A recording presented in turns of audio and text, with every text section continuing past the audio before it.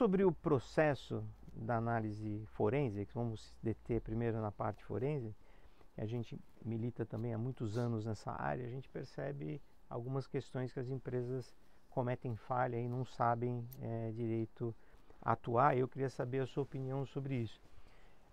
O processo no momento que acontece um incidente dentro de uma empresa, de fazer a guarda das evidências, dos dados, com o processo de cadeia de custódia, para que na hora que for um juiz lá, que você ter como provar que aquilo foi de fato, aconteceu na empresa e tal. Como você tem experienciado isso? Por exemplo, você no momento que está lá, um perito judicial, o juiz te chamou, você foi lá fazer a perícia. Se não tem essa cadeia de custódia, invalida? Como é que isso acontece? O que nós encontramos muito porque assim, as atividades elas são semelhantes, né? Tanto o judicial como o privado, o assistente técnico, mas ela tem uma questão aqui de diferença justamente quando você está em um momento ou no outro. Quando você tem uma nomeação por um juiz, você vai se basear no que estão te fornecendo e com as ordens judiciais ali de coleta, para tentar justamente, como eu disse, dar aquele apoio de conhecimento ao juiz. A cadeia de custódia tem que ser mantida por você, perito. Então você tem todos os procedimentos que têm que ser seguidos, onde você garante a legalidade disso dentro de um processo judicial. Não é que seja mais fácil, mas como você está do lado da justiça, atuando junto a ela, você consegue conduzir isso de forma mais controlada. A partir do momento que você coleta, você consegue conduzir. O grande problema é quando você está do lado, muitas vezes, do privado, do lado privado ali.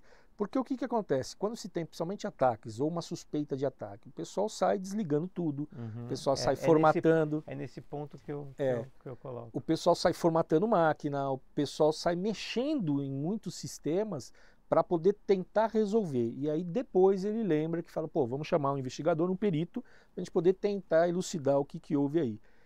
Esse é o grande problema, porque você perde, não que você perde a cadeia de custódia, na hora que você começa a atuar, você implementa a cadeia de custódia, mas durante a sua atividade. Só que você já tem um cenário contaminado. Por quê? Porque tudo que aconteceu anteriormente, muitas vezes já foram modificados. E nos deparamos muito até com descontentamento de algumas empresas, principalmente, no sentido que fala, poxa, mas eu achei que eu ia conseguir chegar até um certo caminho. E o que nós falamos olha, a gente pode até chegar a esse ponto. O grande problema é que se você futuramente tiver algum interesse de atuar em um processo judicial, essa etapa toda aqui não vai servir. Por quê? Porque nós não temos mais uma cadeia de custódia em cima. Ela foi adulterada, sistemas foram mexidos. Então, isso também é uma preocupação muito grande que o perito tem que ter quando ele atua na área privada. Independente se a empresa ou o contratante tiver interesse de atuar judicialmente, ele manter todo o processo adequado, uma cadeia de custódia correta, as evidências higienizadas e etc., para que ele possa usar isso futuramente, porque senão você derruba isso.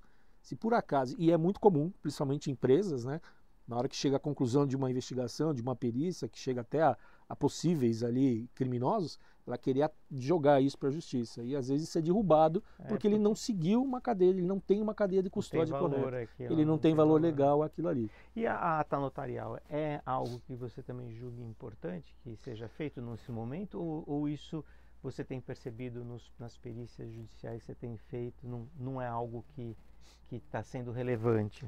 A ata notarial, quando você atua como um perito judicial, ela não é tão utilizada porque você sendo nomeado, você tem esse poder de fé pública. Quando você recebe uma prova anexa a um processo, que você é convidado a analisar aquele pacote que está lá naquele processo, e aquele pacote tem uma ata notarial ou não tem uma ata notarial. Isso é relevante? Eu não considero relevante porque o que acontece? Toda vez que uma perícia precisa ser feita, independente de como, de onde ela veio, por quem já pode ter sido feita, a gente parte do zero de novo. Tá. Então nós vamos analisar todo aquele material, toda aquela evidência, todo aquele conteúdo.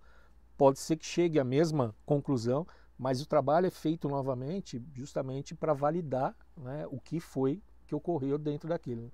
Então, assim, hoje a ata, propriamente dito, não que ela não tenha valor, mas ela não é tão considerada, vamos dizer assim, pelo perito. Né? Uhum. Pelo judiciário, sim. Sim. Mas pelo perito, geralmente, a gente entende, ok, tem, legal, mas a gente refaz o trabalho inteiro ali para poder ter a segurança. Porque, como eu falei, no final, o que vai valer, na verdade, é a sua assinatura.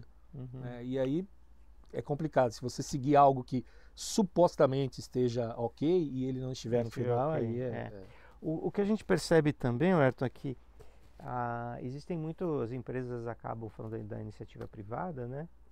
Que aconteceu um incidente, aí, sei lá, aconteceu hoje um incidente, daqui a 2 dias, você recebe um contato falando, aqui na empresa nós tivemos aqui um incidente que aconteceu ontem, antes de ontem, e a gente quer saber quem foi que foi culpado disso, né? Aí você vai e manda uma proposta, o cara leva uma semana para te aprovar e fala, pô, descobre aqui o que aconteceu. Aí você encontra aquilo todo bagunçado já, todo virado, porque os caras não vão ficar esperando isso. Né? A gente vive recomendando, pô, crie já um processo dentro da sua empresa, ou já deixe um contrato pronto com algum profissional ou empresa, para assim que você precisar ou tiver lá um incidente, você já dispara para correr em conjunto, né? Tanto a coleta das evidências e a recuperação do desastre, né? O processo todo lá interno de